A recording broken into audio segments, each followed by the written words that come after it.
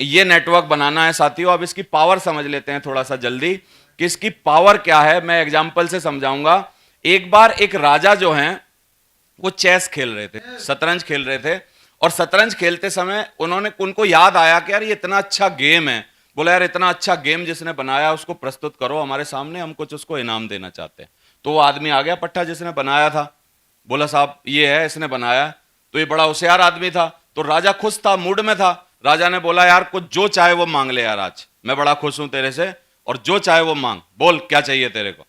ये बोलता है कि महाराज कोई बड़ी बात नहीं, ये जो शतरंज का बोर्ड है इसमें जो 64 खाने हैं, आप राजा जी बस ऐसा कर दो कि एक चावल का दाना पहले खाने में रख दो और अगले खाने में वो दानों को डबल कर दो, फिर तीसरे वाले में और डबल कर दो, फिर चौथे वाले में और डबल कर दो, और मल्टीप्लाई करते जाओ, और ऐसे हुजूर 64 खाने चावलों से भर दो, बस इससे ज्यादा मेरे को कुछ नहीं चाहिए। राजा को बड़ा गुस्सा आया, उसने कहा यार बेवकूफ आदमी है, तेरे से तुझे असरफी मांगनी थी, तुझे सोना मांगना था, तुझे हाथी घोड़े मांगने थे, तुझे गाय भैंस मांगनी थी, ये क्या मांग रहा चावल और तुच्छ सा इतने से बोर्ड पे क्या करवाना है, दे दो। बोला यार इसको जाओ, मैं तो इसको दिमाग वाला समझ रहा था। तो बाद में जब राजा ने भरना चालू किया, ध्यान दीजिए, तो 8वें खाने में चावल के 128 दाने हैं। बहुत ध्यान से समझना, अगर समझ गए तो छोड़ोगे नहीं इस बिजनेस को।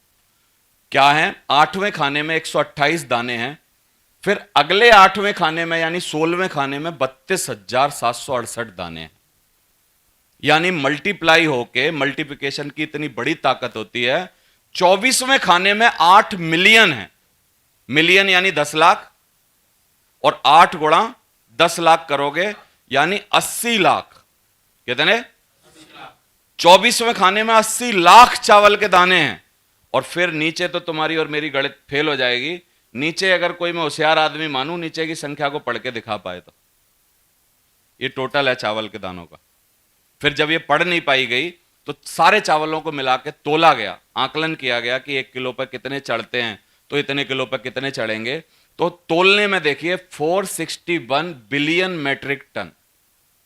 तो 461 बिलियन मैट्रिक टन, इतने चावल जितने की उस टाइम धरती पे नहीं थे और आज भी धरती पे नहीं है, इतने चावल उस आदमी ने मांग लिए राजा से। क्या होगा, समझ में आ रहा है आपको? नेटवर्किंग के शुरुआती रिजल्ट बड़े कमजोर होते हैं। नेटवर्किंग के शुरुआती रिजल्ट इतने कमजोर होते हैं कि पहले 1-2 साल तक तो ये नौकरी से ही कंपैरिजन नहीं कर पाता धंधा। नौकरी इससे जीत जाती है, क्योंकि नौकरी में 31वें दिन 10,000 तनख्वाह मिलती है, और यहां 31वें दिन कई बार 3100 भी नहीं आते, 31 रुपए नहीं आते कई बार। मेरी बात समझ में आ रही है कि नहीं आपको?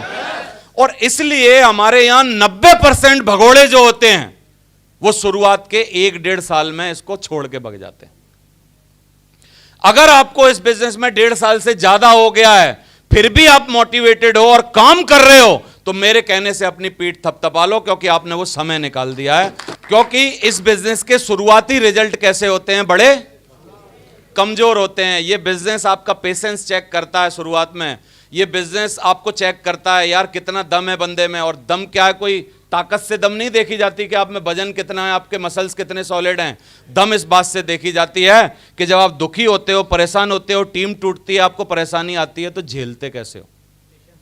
हाँ, मैंने एक वीडियो देखा, उस वीडियो में ये बताया गया था कि जब सीईओ, बड़े बड़े सीईओ जो होते हैं, गूगल का सीईओ, ये वो, जब सीईओ को अपॉइंट किया जाता है तो उनके इंटरव्यू में पूछा क्या जाता है, क्योंकि उनको तनख्वाह कितनी मिलती है। किसी को तनख्वाह मिलती है 600 करोड़ रुपए साल के, किसी को तनख्वाह मिलती है 300 करोड़ रुपए साल के, किसी को तनख्वाह मिलती है 70 करोड़ रुपए साल के। जब इतनी बड़ी तनख्वाह पे किसी को अपॉइंट किया जाता होगा तो इंटरव्यू में क्या पूछा जाता होगा? क्या इंटरव्यू में उनसे पूछा जाता होगा तू अपने MBA के कागज दिखा? नहीं, उसको पता है सबके पास होंगे। उसको पूछा जाता होगा क्या तू गोल्ड मेडल है कि नहीं कॉलेज में, तू बता, उसको पता है, सब ब्रिलियंट ही होगा, तब वो CEO के लिए आया है। तो क्या पूछा जाता होगा? उनको पूछा जाता है कि आप अपनी जिंदगी के सेटबैक मतलब क्या, आपकी जिंदगी में जब आप भयंकर तरीके से गिरे तो उसके बाद कैसे उठे, इस बात को आधे घंटे में समझाओ। समझ आ रहा है कि नहीं आपको? और जब भयंकर गिरे और कैसे उठे, जब इस बात को वो समझाता है, उस बात से सेटिस्फाई होकर उसको CEO अपॉइंट किया जाता है। तो जिंदगी के सेटबैक जब दुनिया में हर जगह आते हैं, तो क्या जिंदगी का सेटबैक यहां भी आएगा कि नहीं आएगा?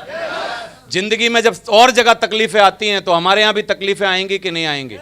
इसका मतलब जब जब आपको तकलीफें आए, आपकी टीम टूटे, आपके लफड़े हों, आपके नेटवर्क में परेशानी हो, कोई आपको उल्टा करे, अपलाइन आपको उल्टा बोले, कोई आपके साथ गलत करे, कोई आपके साथ खेले, कोई आपके साथ मजाक करे, आपकी गर्लफ्रेंड छोड़ के जाए, पत्नी छोड़ के जाए, आपके साथ जो कुछ भी हो, आप अगर झेल गए तो आप बड़े आदमी बनोगे। लिखवा के ले लो मेरे से। Thank you very much. मेरे साथ मेरे नाटक हुए, मैं घबराया नहीं बस, क्योंकि मेरे को पता है जब आपके साथ सेटबैक आए, उसमें से अगर आप निकल गए तो फिर आप महान आदमी बनोगे। और आने वाले समय में क्या गलत होगा, क्या किसी को पता है? क्या पता है? क्या किसी को नहीं? तो कितने लोग आप में से मजबूती के साथ अपने सेटबैक में खड़े रहेंगे? खड़े रहेंगे? परेशान तो नहीं होंगे? पॉजिटिव एटीट्यूड रखेंगे और तब भी एक्शन लेते रहेंगे, तो you will be crown ambassador definitely. मैं शुरुआत में 5.5 सालों के अंदर, 6 सालों के अंदर डायमंड बना, 10,000 की टीम बनी मेरी। फिर मैं अगले 4 साल में मरकरी बन गया, यानी 90,000 लोग और आए मेरे साथ, और मैं 4 सालों में मरकरी बन गया 2014 में। और आज मेरी टीम जो है, अगर आप बीवी के हिसाब से जोड़ोगे तो 6.5 लाख लोगों की टीम हो गई है मेरी। और सिर्फ समय कितना हुआ है? 17 साल हुए हैं।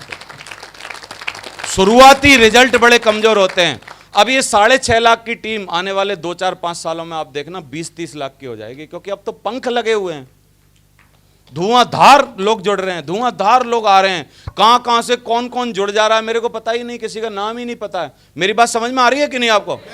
शुरुआती पहला, दूसरा, तीसरा गियर डालना इस बिजनेस में थोड़ा मुश्किल होता है। अगर आपने वो डाल दिया तो फिर टॉप गियर में गाड़ी धुआंधार चलती रहती है। कितने लोग इस बिजनेस में सबसे पहली जो हमारी वो है नींव का पत्थर है, उसको उखाड़ के दिखाएंगे, और वो है डायमंड शिप। असली पैसे अगर आपको कमाने हो तो किसके बाद मिलते हैं? असली मान सम्मान पाना हो तो किसके बाद मिलता है? रॉयल्टी किसके बाद आती है? डायमंड शिप के बाद। सब कुछ। अच्छी कार कब आती है? डायमंड बनने। अच्छा मकान कब बनता है?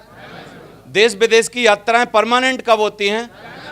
डायमंड बनने के बाद। तो सब कुछ जो है वो डायमंड बनने के बाद है। समझ आ रहा है? तो इसलिए सबसे पहले आपके मन में सिर्फ डायमंड बनना होना चाहिए। दूसरा, लोग बोलते हैं यार आप तो जोड़ते हो, और जोड़ने के काम को हम बड़ा खराब मानते हैं। कोई बोलता अरे लो यार प्रिंसिपल साहब आपने भी जोड़ना चालू कर दिया, तो उनको बोलो भाई साहब, सरकार की तरह, राजनीतिक पार्टियों की तरह और दूसरे तथाकथित जो धर्म के गुरु हैं उनकी तरह तोड़ नहीं रहा, कम से कम जोड़ रहा हूं। और दुनिया के किसी भी क्षेत्र में जोड़ना जो है वो खराब नहीं माना जाता। जब एक लड़का लड़की को पंडित जोड़ता है तो उसको शादी बोलते हैं।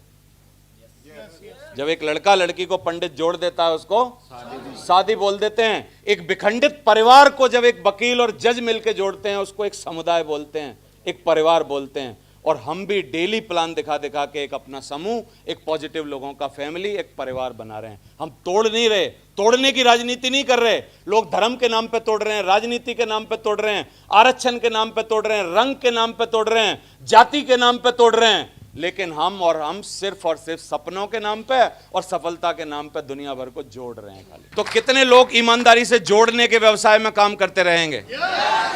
बोला तुम तोड़ो, तुम देश के नाम पे तोड़ो, धर्म के नाम पे तोड़ो, जाति के नाम पे तोड़ो, लोग समुदाय के नाम पे, क्षेत्रों के नाम पे तोड़ रहे हैं, लेकिन हम हर नाम पे लोगों को जोड़ रहे हैं। बोलो क्या गलत काम कर रहे हैं? क्या गलत काम कर रहे हैं? गलत काम कर रहे हैं कोई? तो इसको ईमानदारी से आप बात करिए, लोगों से बात करिए। और स्मार्ट वर्क कर रहे हैं हम लोग, तो स्मार्ट वर्क करिए आप लोग।